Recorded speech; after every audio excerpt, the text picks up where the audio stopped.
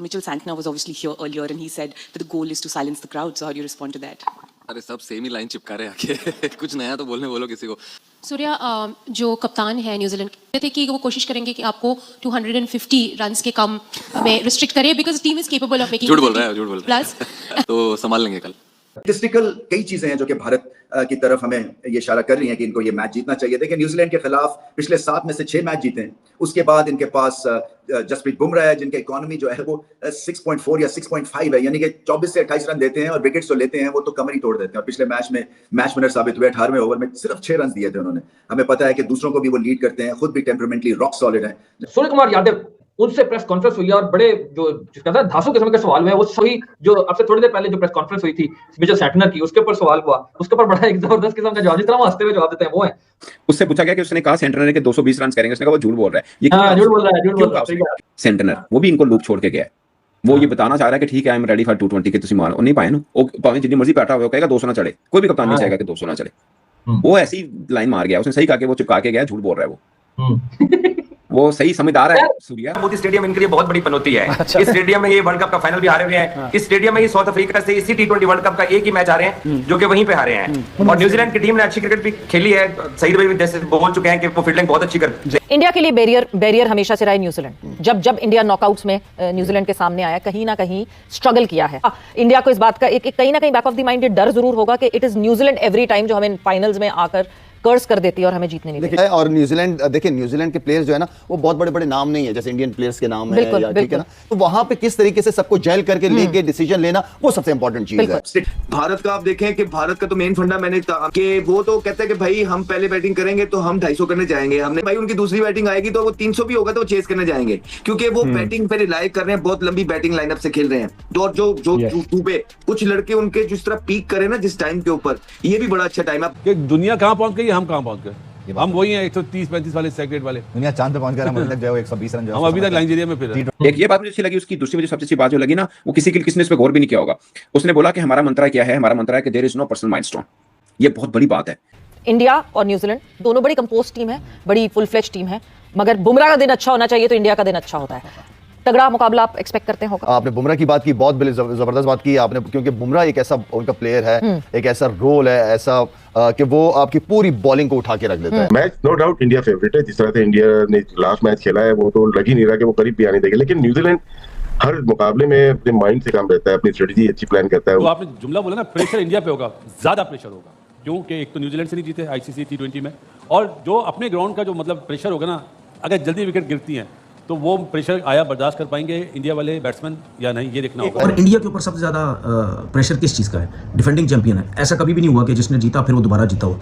ये इंडिया के पास बहुत बड़ा एक मौका है कि पिछला टूर्नामेंट भी जीते और ये भी जीते और इस किस्से को जो है वो खत्म करें। लेकिन मैं ये समझता हूँ और मैं ये चाहता हूँ, अब इंडिया के लोग मैं बार बार कहता हूँ इसको नेगेटिव लें जो मर्जी उनके लें, मैं चाहता हूँ न्यूजीलैंड ये वर्ल्ड कप जीते। होम का एडवांटेज तो आपको होता है और एट द सेम टाइम थोड़ा सा प्रेशर भी होगा, क्योंकि जो मैच का आपने जिक्र किया जो 50 ओवर्स का वर्ल्ड कप हारे थे, बड़ा कन्विंसिंगली ऑस्ट्रेलिया जीता था और सारे जो थे वो बहुत ज़्यादा श्योर थे कि इंडिया की टीम जीतेगी, लेकिन हो नहीं सका। तो ये वाला प्रेशर तो डेफिनेटली होगा। और दूसरी चीज़ ये है कि अगर आप ये जो आपने रिसेंटली कंक्लूडेड जो इनकी T20 सीरीज थी जो इंडिया में खेली गई, उसमें ठीक है 4-1 से हार न्यूजीलैंड, लेकिन उन्होंने कंप्लीट बहुत ज़बरदस्त किया है इस T20 सीरीज़ में। और फिर वर्ल्ड कप में भी इनकी परफॉर्मेंसेज जो हैं वो कहीं से भी नहीं कह सकते पीछे हैं। उन्होंने क्लोज मैचेस भी जीते। अहमदाबाद के अंदर ये फाइनल होगा। ये वही ग्राउंड है जहां पर 2023 वर्ल्ड कप का फाइनल भारत का ऑस्ट्रेलिया के खिलाफ हुआ था। ये वही ग्राउंड है जहां पर जाकर पैट कमिंस ऑस्ट्रेलिया कप्तान ने तस्वीरें ली थी पिच की, और पाकिस्तान के अंदर बहुत से लोगों ने ये बात की थी कि तस्वीर इसलिए ले रहा है कि सुबह देखेगा कहीं बदल तो नहीं देती पे। 2007, 2016 और 2021 तीनों मैच न्यूजीलैंड जीता है। चौथा भी जीत जाए तो ब्लैक कैप जो है वो ब्लैक डे मनवा देंगे इंडिया में। दोनों बेस्ट टीम हैं, दोनों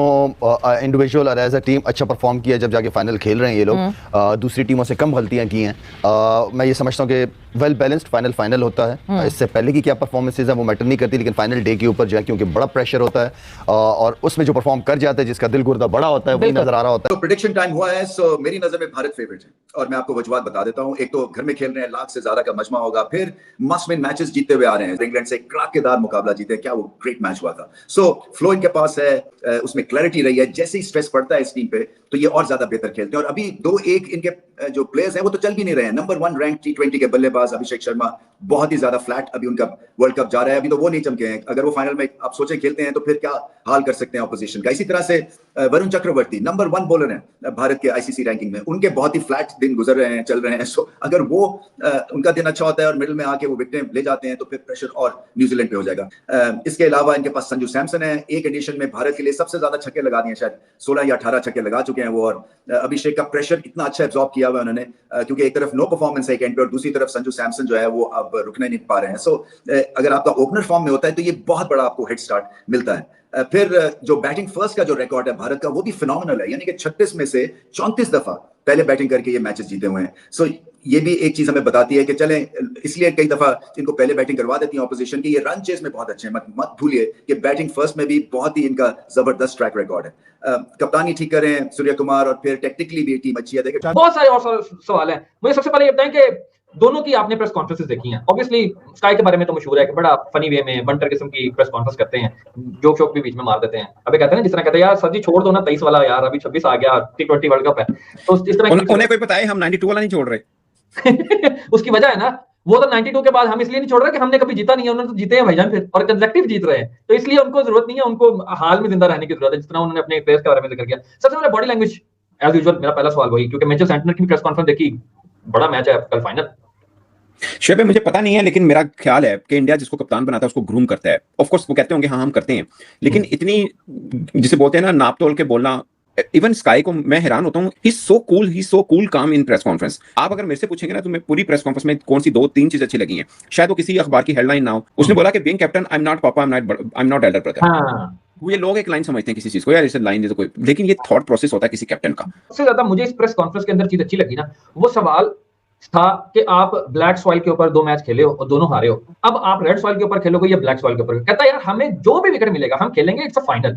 एक लम्हे के लिए भी इस चीज पे समझ नहीं आई उसकी, यानी कि उसने ये अगले बंदे को बावर ही नहीं करवाया कि भाई we are ready for any situation. और दूसरी फिर उसने कहा कि मैंने न्यूजीलैंड का मैच ही नहीं देखा, सूर्या कह रहा है। हाँ, टीवी में मैच नहीं देखा, एग्जैक्टली। हाँ, सूर्या के ऊपर सबसे ज्यादा प्रेशर किस चीज का है? डिफेंडिंग चैंपियन है, ऐसा कभी भी नहीं हुआ कि जिसने जीता फिर वो दोबारा जीता हो। ये इंडिया के पास बहुत बड़ा एक मौका है कि पिछला टूर्नामेंट भी जीते और ये भी जीते और इस किस्से को जो है वो खत्म करें। लेकिन मैं ये समझता हूँ और मैं ये चाहता हूँ, अब इंडिया के लोग मैं बार बार कह चुका हूँ, इसको नेगेटिव लें जो मर्जी उनके लें, मैं चाहता हूँ न्यूजीलैंड ये वर्ल्ड कप जीते, क्योंकि न्यूजीलैंड का भी हक है, वो भी बड़ी मेहनत करता है, बड़े परफॉर्मेंसेज हैं उनके प्लेयर्स की जब से न्यूजीलैंड क्रिकेट खेल रही है, तो न्यूजीलैंड का भी हक बनता है। जिस तरह हम साउथ अफ्रीका की बात करते हैं ना कि साउथ अफ्रीका को भी जीतना चाहिए, तो इस तरह न्यूजीलैंड को भी जीतना चाहिए। मैं चाहता हूँ कि न्यूजीलैंड की टीम जीते, और न्यूजीलैंड की टीम अगर जीतना इंडिया से तो उनको या वन साइड जीतना पड़ेगा या बहुत एक्स्ट्राऑर्डिनरी क्रिकेट खेलनी पड़ेगी। जहाँ पे गलतियाँ की, कैचेस की गलतियाँ की, बॉलिंग बुरी हुई, बैटिंग में जल्दबाजी की, सिचुएशन के हिसाब से ना खेले ओवरऑल तीनों शोबों में, तो फिर इंडिया की टीम जो है ना वो इनको पकड़ सकती है, क्योंकि वो अपनी कंडीशन में खेल रहे हैं, उनको अपनी कंडीशन का बहुत अच्छे तरीके से आइडिया है। और पिच की अगर मैं बात करूँ, जिस तरह इंडिया और इंग्लैंड के मैच में जो पिच खेली गई थी ना, बिल्कुल बैटिंग विकेट थी, इसी किस्म की पिच जो है मुझे लगता है बनेगी, हाई स्कोरिंग मैचेस हो सकते हैं। तो प्रेशर दोनों के ऊपर है, लेकिन ज़्यादा प्रेशर मुझे ऐसा लगता है इंडिया के ऊपर, और मैं चाहता हूँ कि न्यूजीलैंड की टीम कल का फाइनल जीते। मेरा वोट जो है वो न्यूजीलैंड की टीम में की तरफ है।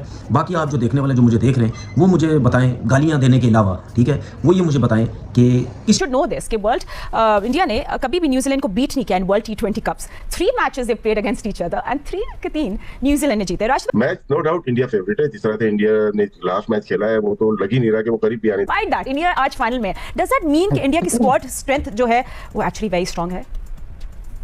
देखिए आपने जैसे खुद ही वो बता दिया उनका, मैं कल भी उनकी पूरी टीम को एनालाइज कर रहा था, इवन पूरे टूर्नामेंट की उनकी परफॉर्मेंस देखे, एक इंग्लैंड वाले मैच में वो लगे कि कंप्लीट क्रिकेट खेले हैं, राइट, वरना इफ एंड बट्स में ही रहे हैं वो। नीदरलैंड वो यूएसए वाला मैच अगर आप देख लें, फिर साउथ अफ्रीका ने भी उनको हरा दिया, वेस्ट इंडीज वाला भी बहुत क्लोज मार्जिन में, अगर वो संजू सैमसन आउटस्टैंडिंग इनिंग खेल गए। अगर आप ओवरऑल देखें तो ये 2 प्लेयरों पे खेल रहे हैं, संजू सैमसन और बुमराह पे।